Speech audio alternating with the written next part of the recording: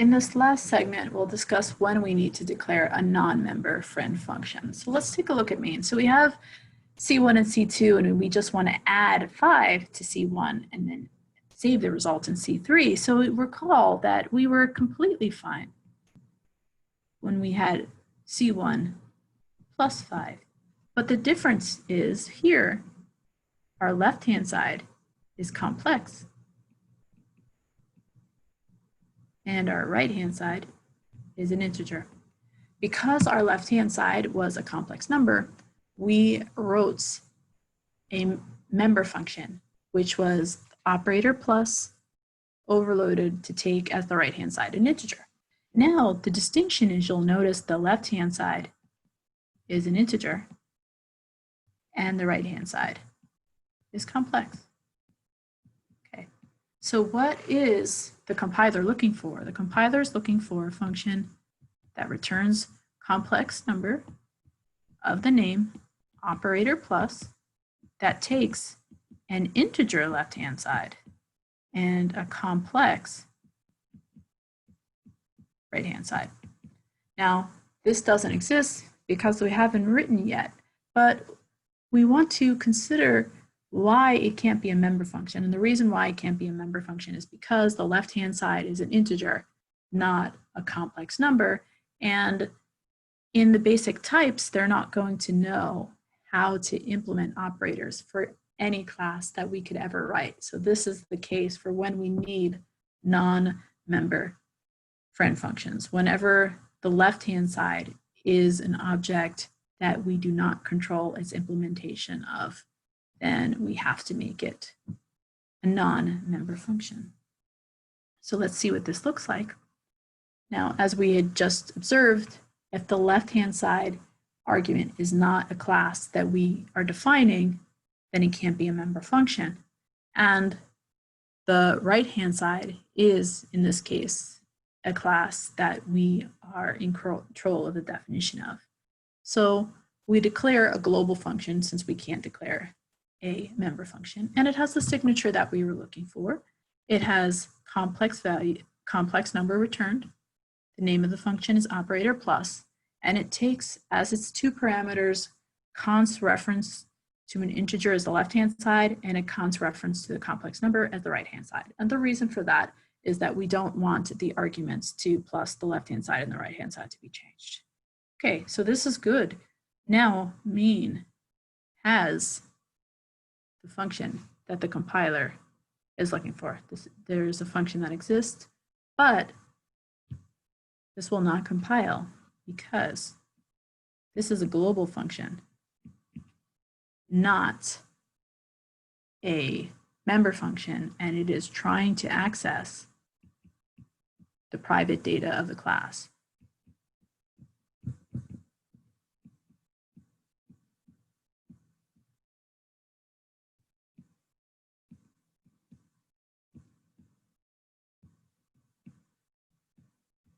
Okay, so it won't compile. And this is making the case for why we need friend functions. What is a friend function? A friend function is a function that is not a member function of the class, but it has permission to access the private data of a class. So when we want to declare friend functions, we actually give the prototype in the class specification as we've done right here. So we have our function, the signature we just had before. We had complex, the name of operator plus, and the const reference left-hand side integer and right-hand side complex object. But what makes this a friend function is the friend keyword. The friend keyword before the prototype in the class definition is what specifies that this function is not a member function, but it has permission to access the private data of this class. So now the implementation works completely fine. It declares a local temporary complex object. It adds the left-hand side integer to the real part of the right-hand side complex number, saves it in the temporary complex numbers real, and then it just copies over the right-hand side imaginary to the left-hand, to the temporary object's imaginary, and returns that object. So now because it's a friend function, it can access the private data of the class. Another common use of non-member friend functions is with OStreams, because when we're using the insertion operator, the OStream is often the left-hand side. So we don't have control over the OStream operator's implementation. So we can't necessarily make it a member function of that. So that is why we need a non-member friend function, because the left-hand side is an OStream. We don't control the OStream implementation. So what we need to do for this is we have to declare a friend function so that the OStream can access the private data of our class, and so that the signature of this operator can have the left-hand side be an OStream and not our complex number class. So let's look what this looks like in main. So you'll notice we have our object C1, and we want to print out our object C1 to standard output using cout. Okay, there's two things happening. We have chaining happening. So the first thing that we have is that we have cout, the insertion operator, and then we have our string C1 equals. So when that happens, it's calling cout, the insertion operator, on a string, and that's already defined for us. So that's acceptable, that would work. But then it's looking for the operator, which is the insertion operator, where the left-hand side is an OStream and the right-hand side is a complex number. And that function does not exist. The implementation of the insertion operator where the left-hand side is an OStream and the right-hand side is a complex number does not exist. So now we want to talk about how we can actually correct this, why this wouldn't compile.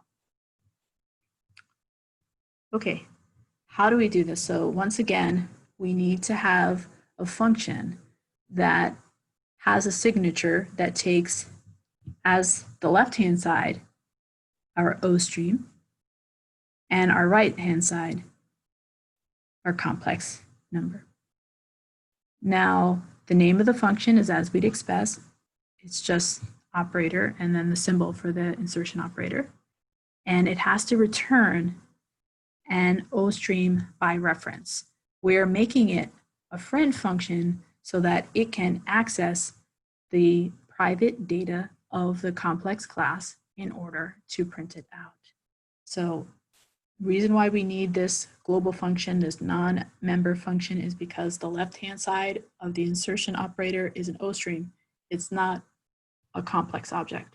The reason why we need it to be a friend is so that it can access the private data of the complex object in order to print it out. Now let's just see the function that the compiler is looking for. So when we're in main and we have our complex object C1 and C2, right here, the compiler is looking for this function right here where the left-hand side is an OStream and the right-hand side is a complex object. Then this next call is the right-hand side is a string, and that already exists. And then this last insertion, it's again looking for the left-hand side is an OStream and the right-hand side is a complex object. Now, I want to look more carefully at the prototype for this function. So we understand why it's friend, because it has to access the private data, and why it's a non-member function, global function, is because it has to have an OStream as the left-hand side. And we can see in the implementation, all the implementation does is it prints out the real plus and then the imaginary followed by J. So it just accesses the private data in order to print it out. So that's why it's a friend. Okay, but now we want to look more carefully at the argument. So you'll notice that this right-hand side is const reference. And the reason why it's const reference is we don't want to change. No, do not change. Don't change this. So we don't want the right-hand side object change and we don't want it copied. But you'll notice that the OStream is just passed by reference. And the reason why the OStream is just passed by reference is because the underlying buffers are actually going to be changed. So the OStream is actually going to be changed when you insert into it. So that's why we just have an OStream that's passed by reference. It's not const reference. And this is also why the OStream is returned by reference. They're returned by reference so that they can actually be changed. So there's two reasons for that, why we're returning it by reference. The first reason is that we want to be able to chain insertion. And that's exactly what we did when we first, right here, we're chaining insertion. So this is called chaining, where we just have, first we print C1, we take the output of the OStream from that, and then we insert the string for the space, and then we insert the complex number C2. So that's chaining. So we want to do return the OStream from chaining, and that OStream that we are inserting into is actually being changed. So that's why we're passing it by a reference and we're returning it by reference. So just for your own guideline for when you need to overload the insertion operator on OStreams given any type that you want to define, the way that you can do this is just as we had here. The name of the operator is going to be operator and just the symbol for the insertion operator. You're going to want to pass your object by const reference as the right-hand side. So that's going to be the second argument because you want to pass it to be printed, but you don't, or to be inserted into the output stream, but you do not want it changed. The OStream you're going to have to take in as a reference because it's going to be changed as a result of this insertion operation, and you want it to be returned as a reference so that you can have chaining. So the other thing, and you don't, and that's because you want it as a reference, you don't want to copy. You actually want to keep on passing the OStream that is being updated by the insertions. And the final part is you want to make sure that it's friend so that this global function, this non-member function, can access the private data of your class for which you're writing this friend function. Okay, now just to wrap this up, you might be wondering, okay, how do I know whether I need a member function or a friend non-member function? The good test is the left-hand side an instance of a class that I am writing? So in this example, we're writing this class C1. You'll notice we declare our C1 object A, and when we have object A plus int, the left-hand side of the plus operator is a C1 object that we control the implementation of, so we can overload that operator as a member function.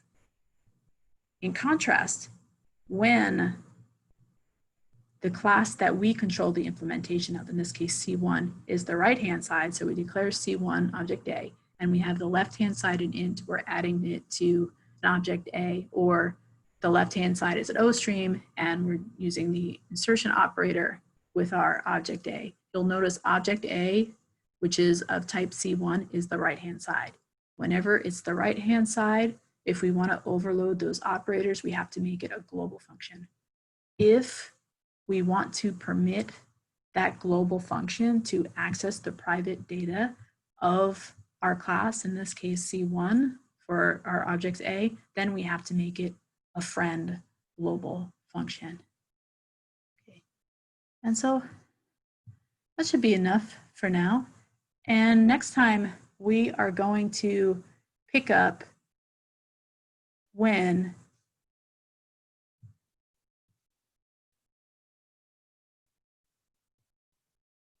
we might want to use assignment operators. So we didn't talk about the overloading assignment operators, and the reason for that is we have to talk about copy semantics. So we'll get to that next time.